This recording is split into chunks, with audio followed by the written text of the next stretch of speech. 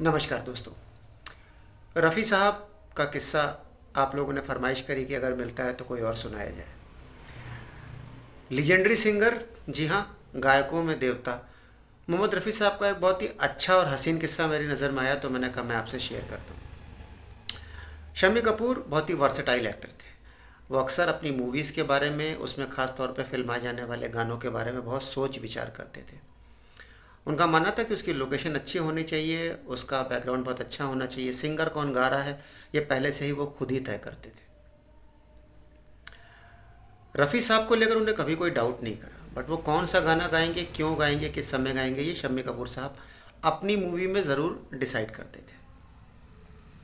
ब्रह्मचारी movie Shammi Kapoor starrer, प्राण साहब starrer बहुत ही सुपरहिट मूवी थी। उसमें एक गाना है जो बखूबी पियानो पे फिल्माया गया है, दिल के झरोखे में तुझको बिठाकर। ये गाना लीजेंडरी सिंगर रफ़ी साहब ने गाया है। मगर गाने को गाने के पहले और रफ़ी साहब के आने के पहले एक ट्विस्ट है। ट्विस्ट क्या है हुजूर, कि रफ़ी साहब के लिए शम्मी कपूर जी ने एक शर्त रखी, वो भी जानबूझकर। क्या?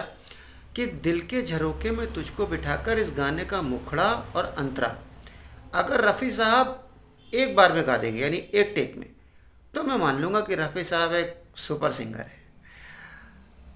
रफ़ी साहब ने बहुत सोचा, उन्होंने कहा ठीक है साहब, शुरू करते हैं। सहृदय आदमी।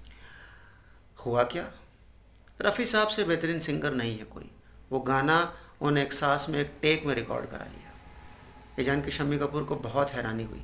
लेकिन हुजूर, आज भी वो गाना आप सुनेंगे तो वो गाना अत्यंत कर्णप्रिय है। जिस तरह से, जिस अंदाज में रफ़ी साहब ने वो गाना गाया है, वो एक बेहतरीन नगमा है, एवर टाइम ग्रीन हिट्स है।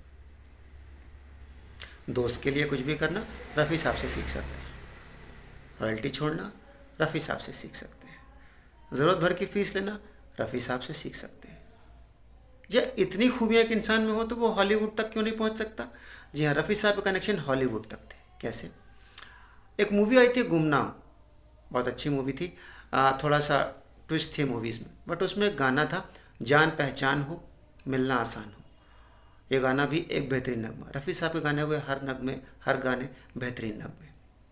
ये गाना इतना बड़ा सुपरहिट था कि डेनियल क्लोक्स, जो कि हॉलीवुड के डायरेक्टर थे, उनके द्वारा लिखी गई इस मूवी के एक जो सीन है जिसमें मूवी शुरू होती है, उसमें शुरुआत में ही आप इस गाने को देख सकते हैं कि मोहम्मद रफ़ी का गाना हॉलीवुड की मूवी में बज रहा है। यह मूवी का नाम घोस्टवर्ल्ड, फिर से बताता हूँ आपको।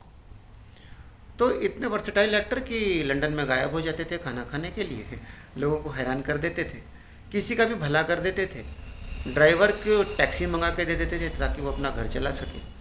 इस तरह के देवता टाइप कैरेक्टर की कुछ ना कुछ बातें तो आती रहेंगी, सुनाई पड़ती रहेंगी।